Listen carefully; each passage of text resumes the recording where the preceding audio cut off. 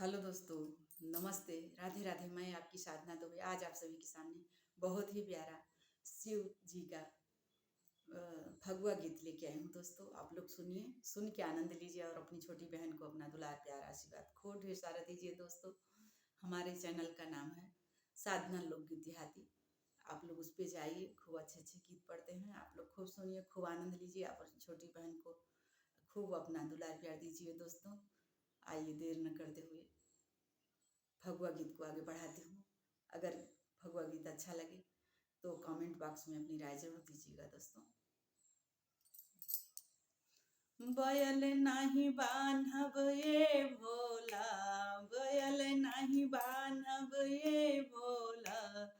तोहरो बयल मर कहवा बयल नहीं बान्हब ये भोला,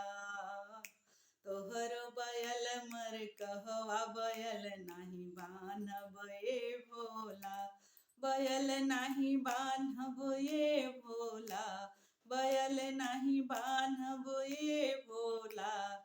तोहरो बयल मर कहवा बयल नहीं बान्हब ये भोला, तोहरो बयल मर कहवा बयल नहीं बान्हब ये भोला, तोहरे बयलवा के बड़ी बड़ी सिंघिया, तोहरे बयलवा के बड़ी बड़ी सिंघिया, दौड़ी दौड़ी हमें डेरवावे बयल नहीं बान्हब ये भोला, दौड़ी दौड़ी हमें डेरवावे बयल नहीं बान्हब ये भोला, बयल नहीं बान्हब ये भोला, बयल नहीं बान्हब ए भोला, तोहरो बयल मर कहवा बयल नहीं बान्हब ए भोला,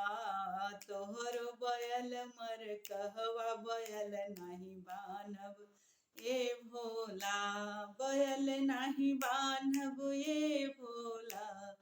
तोहरो बयल मर कहवा बयल नहीं बान्हब ए भोला, तोहरे बयलवा के बड़ी बड़ी अखिया, तोहरे बयलवा के बड़ी बड़ी अखिया, दौड़ी दौड़ी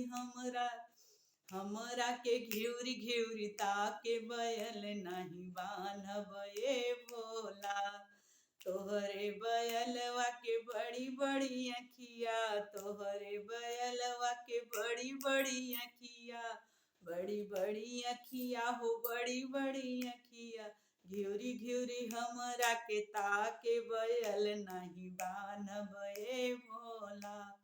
दौड़ी दौड़ी हमरा के ताके बयल नहीं बान्हब ये भोला, बयल नहीं बान्हब ये भोला, बयल नहीं बान्हब ये भोला, तोहरो बयल मर कहवा बयल नहीं बान्हब ये भोला, तोहरो बयल मर कहवा बयल नहीं बान्हब ये भोला, तोहरे बयलवा के बड़ा बड़ा गोड़वा, तोहरे बयलवा के बड़ा बड़ा गोड़वा, दौड़ी दौड़ी हमें डेरवावे बयल नहीं बान्हब ये भोला, दौड़ी दौड़ी हमें डेरवावे बयल नहीं बान्हब ये भोला,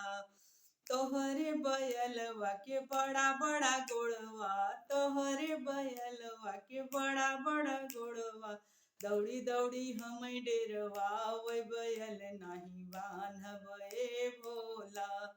दौड़ी दौड़ी हमें डेरवावे बयल नहीं बान्हब ये भोला, बयल नहीं बान्हब ये भोला,